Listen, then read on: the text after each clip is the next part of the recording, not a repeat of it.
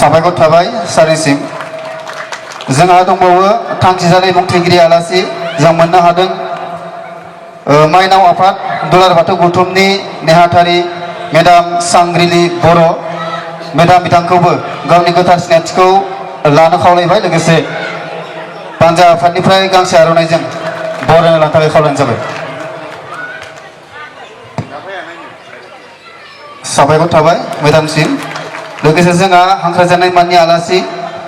दङ बिथाङानो जाबाय बाक्सा जिल्ला दुलाराय बाथौ गौथुमनि आफादगिरि सार संगेश्वर गयारि आं बिथांखौबो गावनि गोथार सिनायथिखौ लानो थाखाय खावलायबाय लोगोसे बानजा आफादनिफ्राय गांसे आर'नाइजों बरायना लानो थाखाय खावलायनाय जाबाय। जोंनि गेजेराव हांख्रायजानाय माननि आलासि महरै दंबावो बाक्सा जिल्ला दुलाराय बाथौ गौथुमनिनो गाहाय नेहाथारि सार मतिलाल स्वर्गियारि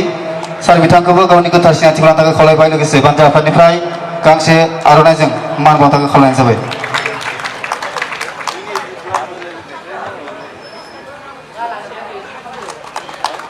साबायखर थाबाय जोंहा दंबावो माननि आलासि हांख्रायजानाय खरगेश्वर बर' आफादगिरि बाक्सा जिल्ला बर' थुनलाइ आफाद सफैनो हायाखै सफैयाखै बिथांमोना सफैयोब्ला जों उनाव सिनायथि होगोन जानांगौ नेहाथारि बिथाङाबो गैया खोमा अब्ला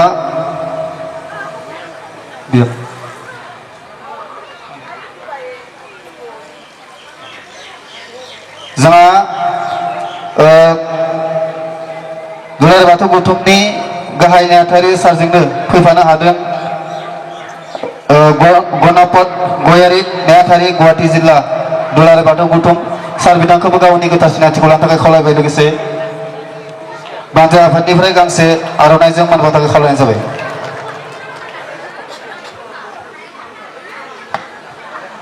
जोंहा बाक्सा जिल्ला माइनाव आफादनि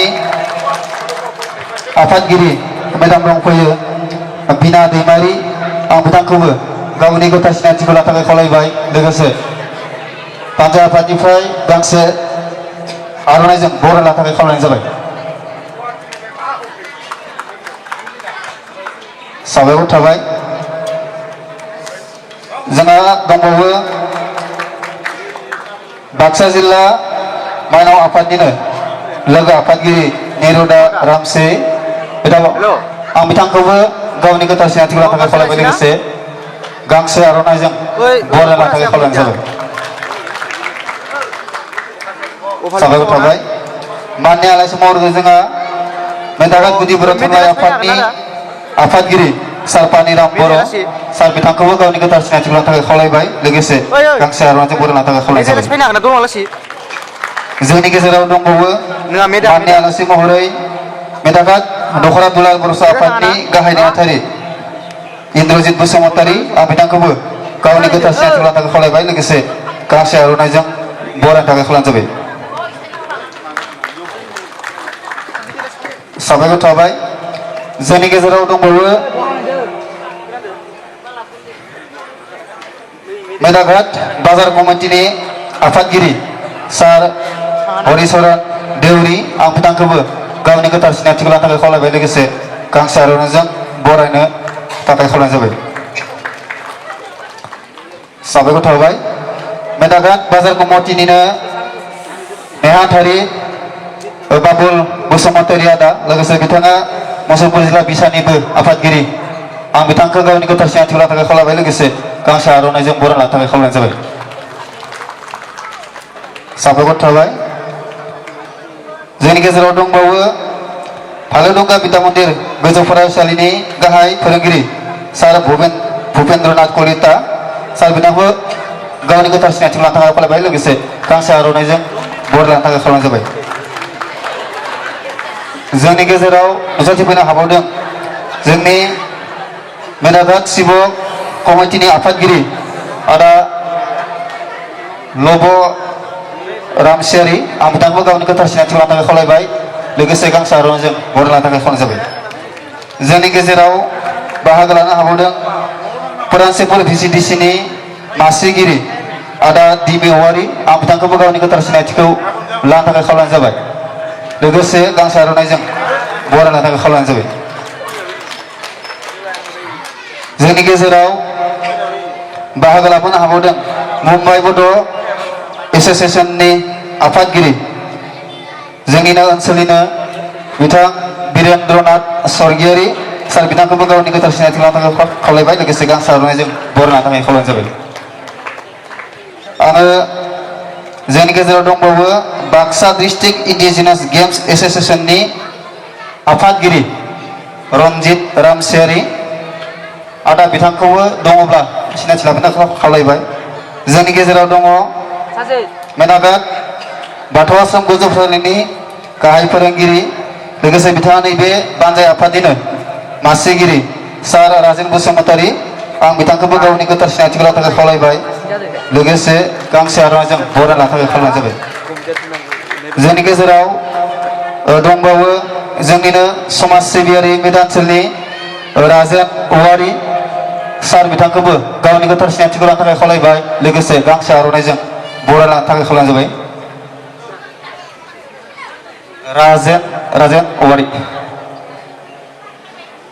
जोंनि गेजेराव दंबावो मेनाघाट ट्राइबेल संघनि आफादगिरि सार बाहादुर देउरि आं बिथांखौबो गावनि गोथार सिनायथिखौ लानो थाखाय खावलायबाय लोगोसे गांसे आर'नाइजों मान बावनो थाखाय खावलायनाय जाबाय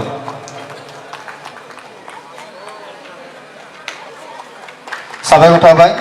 जोंनि गेजेराव सासे आलासि दंबावो समाज सिबियारि जयराम रामसियारि सार बिथांखौबो गावनि गोथार सिनायथिखौ लानो थाखाय खावलायबाय लोगोसे गांसे आर'नाइजों मान बावनो थाखाय खावलायनाय जाबाय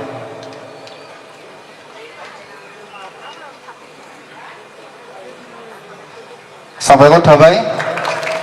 आलासि सिनायथि होनाय हाबाफारिखौ आङो बेखिनियाव दोनथ'बाय आलासि बिथांमोना सफैजोबाखै जुदि सफैयोब्ला बिथांमोनखौ उननि समाव सिनायथिनायजों गोजोनथों उननि हाबाफारिखौ सामलायनो थाखाय आफादगिरि सार बिथांखौ खावलायनाय जाबाय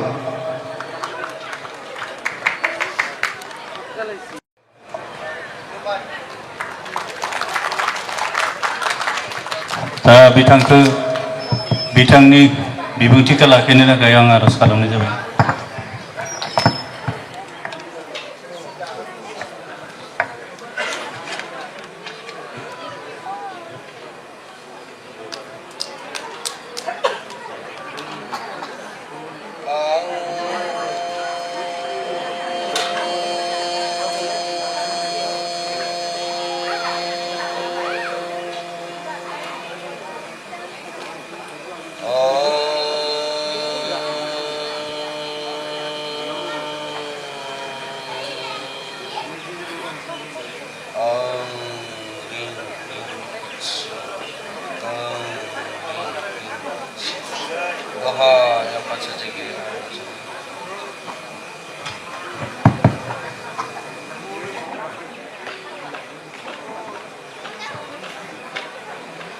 मेदाघाट बिया दुलाराय बाथौ गौथुमनि गोथार बाथौ सानजों लोब्बा लाखिनानै बे सानथामनि हाबाफारि मेहेरगोनां खुंफुंनाय दिनैनि बे गेवलां धोरोमारि सावरायमेलनि मानगिरि आफादगिरि आरो लोगोसेयै दिनैनि गेवलां मेलखौ बेखेवनानै होलांनाय एमएलए भुपेन बर' बिथांनि जानानै जि बिसोर फंबाय बेखेवनानै होलांनाय बिथां आरो दुलाराय बाथौ गौथुमनि माइनाव आफादनि नेहाथारि सांग्रिलि बर' आरो लोगोसेयै बाक्सा जिल्ला दुलाराय बाथौ गौथुमनि आफादगिरि नेहाथारि आरो बिबानगिरि लाइमोन माइनाव आफादनि बिबानगिरि आरो दौरि आसारि नोंथांमोन आरो आंजोंनो फैफानाय गुवाहाटी जिल्ला दुलाराय बाथौ गौथुमनि नेहाथारि गणपत स्वर्गियारि आदा गयारि आदा आरो बे जौस्राङावनो दुलाराय बाथौ गौथुमनि बुंथिगिरि गणेश स्वर्गियारि आदा आरो मेदाघाट दखरा बर' फरायसा आफादनि बिबानगिरि बिथांमोन, बर' थुनलाइ आफादनि बिबानगिरि नोंथांमोन आरो बावैसो मेदाघाट बाथौ आश्रमनि फरायसा बिथांमोना जोबोद मोजाङैनो मोसानानै दिन्थिफुंबाय आरो ब्याबनि सिङाव थानाय गामि आफादफोरनि बिबानगिरि बिथांमोन, बोसोनगिरि माइनाव नोंथांमोन बयनिसिमबो दुलाराय बाथौ गौथुमनि जानानै सिबिनाय आरो खुलुमनायखौ बावहरदों आरो सानथामनि मेहेरगोनां हाबाफारिखौ खुंफुंनो लानाय रायदाव आफादनि बिबानगिरि बिथांमोननिसिमबो गोथार बाथौ सानजों लोब्बा लाखिनानै खुंफुंनाय रायदाव आफादनिसिमबो खुलुमनाय आरो सिबिनायखौ बावहरदों। बे जायगायाव मिटिंआव बाहागो लानो मोननाया बेयो गिबि खेब। आं बै हाथिटारि ओनसोलाव खेबनै फैखांबाय। दा धोरोमारि बिथिङाव गोबां बाथ्राफोरखौ सावरायनो दङ आरो दुलाराय बाथौ गौथुमनि बिबानगिरिफोरखौ लिंनायनि मेन गुबै जाहोनफोरानो जाहैबाय जे धोरोमारि बिथिङाव बोरै जौगादों, मिरुआ माबायदि खामानि मावदों, सारा आसामाव थानाय बाथौ सिबियारि जिल्ला आफादफोरखौ लाफानानै बाहेराव थानाय, बाहेरा रायजोआव थानाय बाथौ सिबियारिफोरखौ बोरै थख' खालामदों आरो जोंनि गेजेराव बाथौ सिबिनायनि गेजेरजों दिनै जों बोरै दिनैनिसिम सफैनो हाखौ निश्चय बियाब आफादफोरा बेखौ मोनथिनो लुगैयो। दा दुलाराय बाथौ गौथुमा 1992-16 मेआव आब्रु मुङै बे जोनोम मोनदों आरो बेखौ गोबां जाहोनाव सावरायनायनि गेजेरजों बेखौ दुलाराय बाथौ गौथुमजों मुं होफिननाय जादों। माने गौथुमखौ रेजिस्ट्रेसन खालामनो थाखाय बेखौ नामाकरन एसे सोलाय सोल' खालामनाय जादों। नाथाय बियो बर'आव थिगानो दङ, दुलाराय बाथौ गौथुम, इंराजियावसो अल बाथौ महासभा। नाथाय जों दिनैनि समाव जों सानफिननो गोनांसो जादों। धोरोमारि बिथिङाव मोनसेल' मुं थानांगौ, खुनु ट्रेन्सलेट जानो नाङा। बेयो जाबाय जोंखौ गोबां जायगायाव कुइसन खालामो आरो जे मोननै आफाद नामा? आफादाथ' मोनसेयानो, नाथाय बर'नि आफादफोरा मोननै मोननै मुं थायो आरो इंराजियाव मोनसे ट्रेन्सलेट, बर'आव मोनसे ट्रेन्सलेट, बर'निफ्राय इंराजियाव। दा जोंखौ सोंदों बे मोनसेल' मुं जानांगौ। दा बेबायदि बाथ्राफोरा गोबां फैबाय थायो। जियानो जाया मानो दिनैनि समाव दुलाराय बाथौ गौथुमा गासै बर' माहारिखौनो लानानै जोंनि गेजेराव, बर' माहारिनि गेजेराव राव, थुनलाइ, आसार खान्थि, हारिमु आरो सोलोंथाइखौ नोजोर बोनानै समानै खामानि मावलांनो थाखाय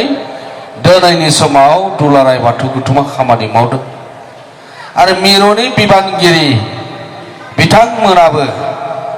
मेंनाय गैयै खामानि मावदों। दिनैनि समाव जिल्ला आफादनि सिङाव थानाय बियाब आफाद आरो गामि आफाद बिथांमोनाबो खामानि मावदों। मावनायनि गुबै जाहोनानो जाहैबाय जोङो 6000 बोसोरनि आवगायनिफ्रायनो जों जुदि संसार जाबोनो सोलोंदोंब्ला आरो बै समनिफ्राय जारिमिनानो हमदांस हायै समनिफ्रायनो जों बाथौ धोरोमखौ सिबिबोदोंब्ला जों बेखौ दिनै बिश्व दरबाराव फोसाबनाय, फोगोमनाय आरो फेहेरनायनि गेजेरजों खौसेयै जोङो बाथौ धोरोमखौ मुलुगनां खालामनायनि जिथु मावथांखि दुलाराय बाथौ गौथुमा दिनैनि समाव खामानि मावबोगासिनो दङ। दा बेयो जोंनि थाखाय गोदान जांख्रिथाय। जोंनि दिनै सोरबा सोरबा बुंनो नागिरदों बाथौ धोरोमानो गोदान होननानै सोरबा सोरबा बुंनो नागिरदोंमोन। नाथाय दिनैनि समाव बाथौ धोरोम गैयाब्ला मोनसेबो बर'नि सिनायथिया बेरखाङा। आरो दिनै थुनलाइयाबो दिनै सोरजि जाया, हारिमुवाबो थांना थानाय नङा, जोंनि रावाबो थांना थानाय नङा, जोंनि सोलोंथाइयाबो जौगानाय नङा। आरो बे गासैखौबो लानानै दिनैनि समाव दुलाराय बाथौ गौथुमा बाथौ धोरोमनि खामानि मावबोगासिनो दं। आरो दिनैनि समाव बे बादायलायनाय मुगायाव, दिनै डिजिटेलाइज मुगायाव, दिनै इन्टारनेट आरो डिजिटेल जुगाव धोरोमखौ जोङो लांनांगौआ बिराद कठिन, बिराद गोब्राब, बिराद गोब्राब। आरो नंखाय बाथ्रा बुंनानै धोरोमखौ मालाबाबो जौगाहोनो हाया। जों जायखौ सान हा दै बार अर अख्रां, बे हाखौ लानानै जों बे मोनबा तत्वखौ लानानै जों गाहायै जोंनि धोरोमनि बिथा आरो जोंनि फोथायथि,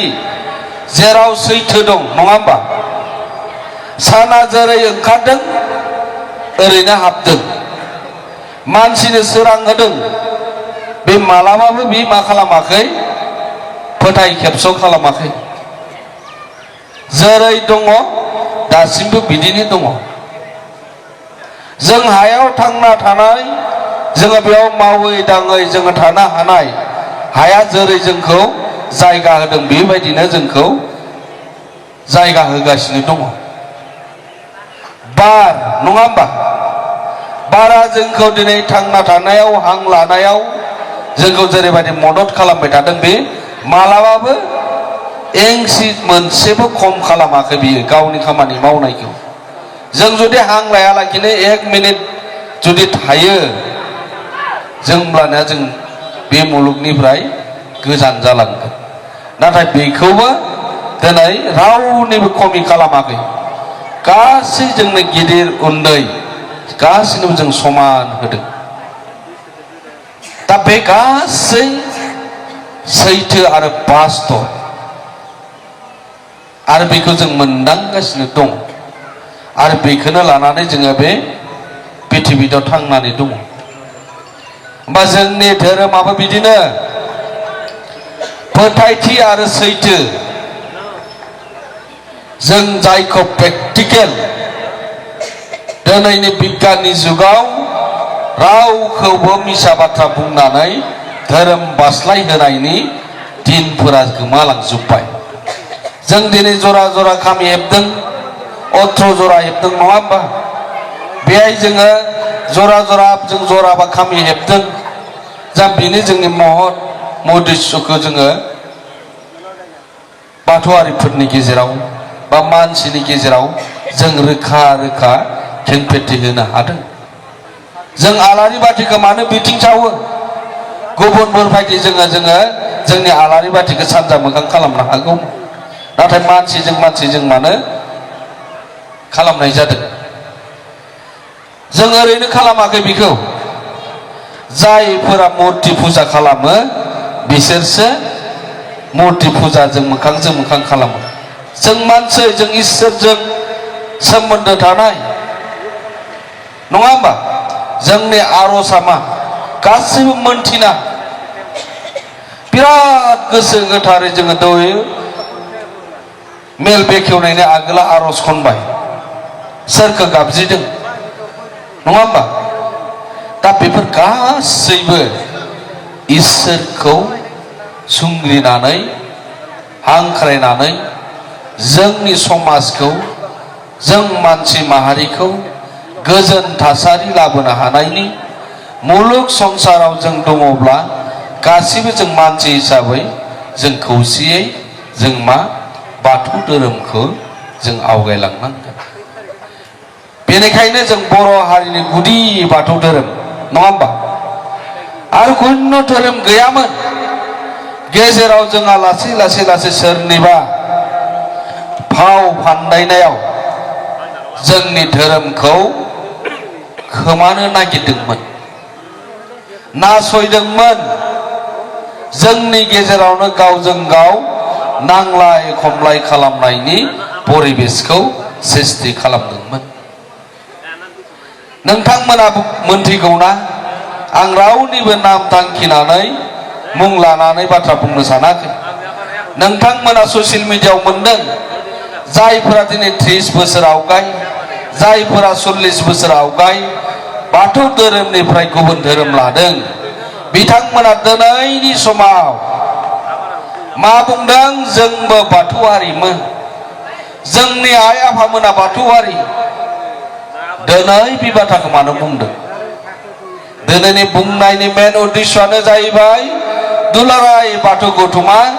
बर' माहारिनि गुदि बाथौ धोरोमखौ जोङो मुलुगनां खालामनायाव आगानसेबो फावसायाखै आरो बेखौ जोङो थाखो थाखो थाखो जों खामानि मावबोगासिनो दङ दिनैनि समाव गमामायैनो जोङो दिनै राव थुनलाइ हारिमु आरो आसार खान्थि आरो सोलोंथाइखौ जों जौगाहोनो हादों नङाबा दिनै नोंथांमोननि बे जायगायाव थानसालि लुनांगौनि बाथ्राया हयथ' रावनियावबो सानखांनाय नङामोन दिनै जों मानो थानसालिखौ नांगौ जोङो गोदो गोदाय आबै आजौमोना हाग्रायाव दिनै बोसोराव खेबसे दिनै गोथार बाथौ सानखौ खुङोमोन मागो दमासि फैयोब्ला हाग्रायाव थांबाय नङा होमबा फरायसालियाव खुंबाय बेयावनो जोबसैमोन दानिया मा खालामखो जोङो बेखौ जोंनि गेजेराव न'खरनि गेजेराव समाजनि जोंनि जायगायाव जोङो मा थानसालि गायसननायनि गोनांथि दङ मानो जोंनि इउनिटिखौ लाखिनो थाखाय जोंनि समाजखौ फोसाबनो थाखाय जोंनि सोलोंथाइखौ जौगाहोनो थाखाय जोंनि हारिमुखौ जों गेरेमसा खालामनो थाखाय दिनै जुदि बाथौ धोरोमा गैयामोनब्ला हारिमुवा जोबस्रांलांबाय दिनै खाम सिफुं जथा सेरजाया दिनै मानो गामि गामि दामफिननो हमदों बेबोथ' गोमागौमोन बाथौ धोरोम गैयामोनब्ला दिनै जायगा जायगा गामि गामि गामि खाम सिफुंनि रिंनाया फैफिनबाय आरो बे जोंनि थाखाय मोनसे बिराद गिदिर संग्राम आरो बियो मालाबाबो जोबनानै थांनाय नङा दिनै जुदि बाथौ धोरोम नङामोनब्ला जोंनि गाननाय गामसा बे आर'नाइ बे इउनिफर्म बे दख'नाया गोमालांजोबगौमोन जोङो दिनै बै आइमोना दानाय आबैमोना दानाय जिफोरा गोमालांजोबगौमोन जों बेखौ बाध्य जाफिनदों जों गेजेराव गैयामोन बर'नि मोनफ्रोमबो अर्गानाइजेसनाव नों नायदों जों प्रत्येक मंगलबाराव जोङो गामिनि थानसालि जिल्लानि थानसालि मिरुनि थानसालिफोराव जोङो गामसा गाननानै दखना गाननानै आर'नाइ लानानै जोङो मा आर'ज खालामनो थाङो बोराइ बाथौनि सेराव होमबा बे जोंनि संग्राम नङाना मोनसे जों जुदि बेखौ जुदि बाहायबोआमोनब्ला जोंनि हारिमुवा बोरै बेरखांगौमोन बोरै जोंनि हारिमुवा थांनानै थागौमोन जोंनि रावा बोरै थांनानै थागौमोन जोंनि सोलोंथाइया बोरै थांनानै थागौमोन दा बे मोनफा मोनफा जोंनि संग्राम बा बाथौ धोरोमनि गेजेरजों दिनै जों बर' हारिखौ गेरेमसा बर' माहारि दानो हायो आरो बिनि खामानिखौनो दुलाराय बाथौ गौथुमा दिनै मावबोगासिनो दङ मोनसेबो दाहार लानो गोनां जायाखै जों दाहार लानो गोनां जादों नामा असमियाफोरखौ असमिया रावखौ बुङो भाषाखौ बबेनिफ्राय लाबोदों नङा होमबा बेंगलि होननानै बुंदोंमोन जों नाथाय बर'फ्रा मोनसेबो रावनिबो दाहार लानो गोनां जायाखै जों गावनो सृष्टि खालामो गावनो दायो जों गावनो हारिमुखौ जों गावनो सृष्टि खालामदों दानाय लुनाय जोंनि सोलोंथाइ राव बेखौ जोङो गावनो सृष्टि खालामदों मोनसेबो जों मालायनिफ्राय दाहार लानानै बर' हारिया दिनै थांनानै थायाखै आरो बेखौ नोजोर होनानैनो मोनसे समाव जोंनि फरायसालि गायसननायफोराव जाय गभर्नमेन्ट फरायसालिफोर दङ गेजेराव फोरोंगिरि थिसननायफोरखौनो बन्द खालामनानै होबायमोन होनायनि मेन उद्देश्यआ मा बर' हारिया ओरैबायदि जौगालांबाय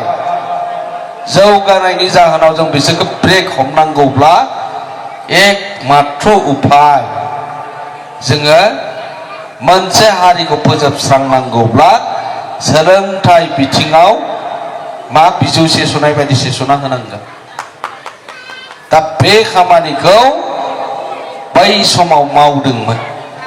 नाथाय गोबां नासयजासेयावबो सै खालामजासेयावबो बाथौ धोरोमनि गेजेरजों बा बर' हारिखौ दिनै जोंखौ मा नाख्रेबनो हायासै आरो बिनि उदाहरनखौनो जोङो दाखालि बिश्व दरबाराव देखायनो हाबाय बागुरुम्बा दौनि गेजेरजों बे जायगानिफ्राय बेसेबां बाहागो लादों आं मिथिया बागुरुम्बा दौआ ओरैबायदि मोनसे सिङाव इसिङारि खरजन्त्र सोलिदोंमोन बेहाय दुलाराय बाथौ गौथुमनि जानानै एक्सपार्ट कमिटियाव आंबो सासे मेम्बार 25 जनिया कमिटि मात्र 25 जनल'सो कमिटि बेहाय आरो बेहाय हारिमु आफाद आरो दुलाराय बाथौ गाहायै सिङाव खामानि मावदों मोनब्रै अर्गानाइजेसनमोन मोनसेया फरायसा आफादा माबा मोनसे टेकनिकेल उसुबिदानि थाखाय बिसोर ओंखारदों ओमफ्राय बर' थुनलाइ आफादा माखासे जाहोननि थाखाय बिथांमोना सम होनो हायासै दा बे सिङाव ओरैबायदि मोनसे जाबाय जे जोंनो मात्र 15 दिन टाइम होदों 15 दिन मोनसेबो अर्गानाइजेसना दाबो डिटेल्स सेन्सास रिपर्ट रावबो होनो हाया नाथाय दिनैनि समाव दुलाराय बाथौ गौथुमा बेखौ मावगासिनो दङ आरो बेखौ जोङो 3 मास होदोंमोन 3 मासआ बारबायनो 6 मासनि गेजेराव फोजोबनांगौ जोङो दा जोङो 6 मासनि गेजेराव फोजोबनांगौबा जों माखासे खामानि मावबावनांगोन धेमाजिया जोबसिगोन बिराद फार्स्टआव खामानि मावदों जोंनि थाखाय बिराद दरकार आसाम गभर्नमेन्टनि थाखायबो दरकार जागोन बिटिसिनि थाखायबो दरकार जागोन जोंनो बर' हारि हिसाबैबो गोनांथि दङ जों एक्चुअल जोङो बेसेबां दंबारो दाबो बुंनो हाया जों खालि बुङो 25 लाख मालाबा बुङो 20 लाख बाथौआरिया बेसेबां जामारगोन लायो बाथौआरिया जोङो मात्र जोङो 10-12 लाख जागोन नामा बेल'थ' जानाय नङा जुदि जोंनि जनसाधारनानो 25 लाख दंबारोबा जोङो 14 निफ्राय 16 लाखआव जोङो जाथारगोन आरो बेखौ जोङो 6 लाखनिफ्राय 10 लाख खालामनांगोन जों सेन्सासाव दाखालि बावैसो दुलाराय बाथौ गौथुमा दिल्लीयाव आरजियाव थांनानै माखासे गोरोन्थि जानाय जिथु बाथौइज्म लिरनो हानाय बे प्रसेसखौ दुलाराय बाथौ गौथुमानो खालामगासिनो दङमोन दाखालि बेयो कारेक्सन जानानै फैबाय दा बे कारेक्सन जानानै फैबाय आरो नाथाय बियो कलमाव एबारनो फैयाबो जानो हागौ आदार जोननाय कलमसो थानो हागौ सोरबाया सानदों एबारनो कलमाव फैखाथारसिगोन नामा एबार जानाय नङा नेक्स्ट सेसनफोराव जानो हागोन नेक्स्ट मोनसे माबायाव जे जोङो बाथौ इजम होननानै हाबगोन नाथाय जोङो बेयाव साबैसे बाहायगोन एबा दुलाराय बाथौ गौथुमा जेसेबां मेल मिटिं खालामदों जोंनि बिबानगिरिफोरा बुंबोबाय थादों एबार जेनेरेल सेन्सास जायोब्ला बाथौ होननानै लिरनांगौ बे बाथौ धर्म होननाय दङमोन जोङो धर्मखौ दाननाय जादों जों ओरैनो धोरोमारि नंखाया होमबा बाथौआ मोनसे धोरोमारिखा मानो धर्म होबावनांगौ होननानै जों बे बाथौल' होनाय जादों दा बेनिखायनो खावलायदों बयखौबो जोंनि फोरोंगिरिफोरा मोनगोन सोरबा अंगनाबादि सेन्टारनि वार्कारफोरा बेफोरखौ खामानि मावनो जायगा जायगा हयथ' बिथोन मोनगोन गभर्नमेन्टनिफ्राय बिथांमोना नोजोर होनांगोन आरो गामि आफादनि आफादगिरि नेहाथारि आरो जिल्लानि बिबानगिरि बियाबनि बिबानगिरिफोरा नोजोर होनांगोन गासै मेल मिटिंआवनो सेन्सासनि बाथ्राखौ गुरुत्व होनाया मोजां होमब्लानो बे सेन्सासाव जोङो 10निफ्राय 16 लाख बाथौआरिफ्रा एबारनो खेबसे लागिनो जुदि थाङोब्ला जोंखौ आरो रावबो हमथानो हानाय नङा आरो बेनि खामानिखौनो दुलाराय बाथौ गौथुमा मावदों सेन्सासाबो बिराद मोजां खालामदों नैबे गामिया लामाया फाखा दंना नङा टयलेट दंना नङा दंना गैया आरो नोङो मा नोंनि न'खराव खैजोन दङ हौवासा खैजोन हिनजावसा खैजोन आरो जोंनि सोलोंथाइया बेसेबां न'खरा माबायदि अबस्था बे गासै डिटेल्सखौ लानाय जादों नाथाय जोंहा कारेक्सनाव बेखौ माखासेखौ जों उनावबाबो हागोन नाथाय सेन्सासखौ जिथा स्टार मार्क होनाय दङ बेखौ जिल्ला आफादा निश्चय बुजायनानै होगोन गामिफोराव दा जोङो बे सेन्सासखौ बेबायदि लांनाय जादों दा ओंखायनो बयखौबो खावलायबाय सेन्सासखौ खालामनायाव गासै जोंनि गामि आफाद आरो न'खरनि जोंनि सोद्रोमा बिथांमोना बेखौ दायित्व लानानै जाफुंसार खालामनांगोन बे मोनसे बेनि उनाव दुलाराय बाथौ गौथुम हिसाबै थांनाय 21 GI टेग जाबाय 21 GI टेगआवलाय मा मा दङमोन मोनथिगोना सोरबा मोनथिगौ बिनि गाहायावनो मा मा दङमोन जोङो गाहायाव जों गाननाय जोमनायखौ सिन्था खालामनाय जादोंमोन जोंनि दखना जोंनि आर'नाइ जोंनि दखना गामसा बे गासैखौ सिन्था खालामग्रोनाय जादोंमोन जे बेखौ गोबां डुप्लिकेट जाबायमोन आरो आर'नाइफोरा बेनिफ्राय आसाम गभर्नमेन्टनिफ्राय बर' थुनलाइ आफादनि नाजानायाव जिथा आंबो बे बाथौ फुजायाव थानायलाय जों पेटार्न लागायनो थाखाय गोबां एप्लाइ खालामदोंमोन नाथाय हेन्डलुम टेक्सटाइलनिफ्राय बे पेटार्ना जायासै बेनिफ्राय आगोलनि EM रेवरेवा नार्जारी बिथाङा फरेनाव थांबाय थानाय लेखा मोजां सासे उकिल लोगो मोनबाय आरो मोजां उकिल लोगो हमनानै बिथांनि साननायाबो एसे आलादासोमोन नाथाय जोङो जुदि चान्सखौ मोनदोंबा खाम सिफुं जथाफोरखौ लांफाजोबनांसिगोन होननायावसो होमब्लासो जों हाबनो हादों खाम सिफुंखौ लांनांगौबाथ' दानिया बाथौआरिफोरनिफ्राय थांनांसिगोन बेखौ मोनसे डेन्स हिसाबै लांनो नागिरदोंमोन बायद्य जन्त्र नङा होमबा दामनाय देनायखौ दा बेथ' गाहायै जोंनि आर'जआव खेराइ गार्जा जोंनि खेराइ मोसानायावसो बाहायजानाय बेखौ बे बिथिङाव लांनायाव जिथा जोङो रिसार्च खालामनो फैनायाव थाल मोनबाय बेथ' बे ओरैसो बाहायजायो बिनि अरिजिन बबेयाव दामो माबायदि बाहायो सिफुंखौ माजों दानो खामखौ माबायदि बानायो बबेयाव बानो दा बेखौ बाहायनायनि गासै बाथ्राफोरखौ खालामनो गोनां जानायाव एसे हाखु दाखु जानायाव एसे गोरोन्थिबो जालांदों लिरनायफोरा सर्ट टाइम जादों बेयावसो जों मोनथिदों माखासे दावगाबायमोन बेनि उनाव 21 GI टेगआ जानानै फैबाय थांनाय सरकारनि दिनाव दा बेनिनो गासैबो बाथौनि बाहायजोबनाय बांसिन दं खाम सिफुं जथा सेरजा आरो जोङो दिनै बाथौआरिफोरासो गोखा गोखै जायो नङा होमबा गोखा गोखैखौ बाथौआरिया बांसिन जायो गुबुनफोरा बेनि पालन खालामा बैसागो मोसाया जों बाथौआरिफोरासो बैसागो पालन खालामो जोंनिया सेथि फोरबोआनो जाबाय बैसागो दा बे गासैखौबो नायोबा बाथौआरि बिथिंनिफ्राय बे सृष्टि जाजोबो बेनि उनावसो बेखौ लांनाय जादों बेनि उनाव 13टा उनाव फैदों 13टाया पास जादों बेनि उनाव 7टाया उनाव फैदों बेनिफ्राय दा मोनथिगोना मोनथिया 6टा GI टेग जाबाव नागिरदों आरो खालामगासिनो दङ 80% बेबो दावखोबाय नाम्बार 1आव माखौ लादों मोनथिगोना मोनथिया खोन्थागोना खोन्थायाखै जिल्लानिफ्राय बियाफोराव मेसेज होगोना होआखै सिजौआ नाम्बार 1 आव दङ दुलाराय बाथौ गौथुमनिफ्राय रावबो अर्गानाइजेसनखौ लानाय जायाखै फार्स्ट 21 आव जोङो सोरखौबा लादोंमोन एबा दुलाराय बाथौ गौथुमनिफ्रायनो हारसिंनो फैसा खरसा खालामनानै बे GI खौ लानो नागिरदों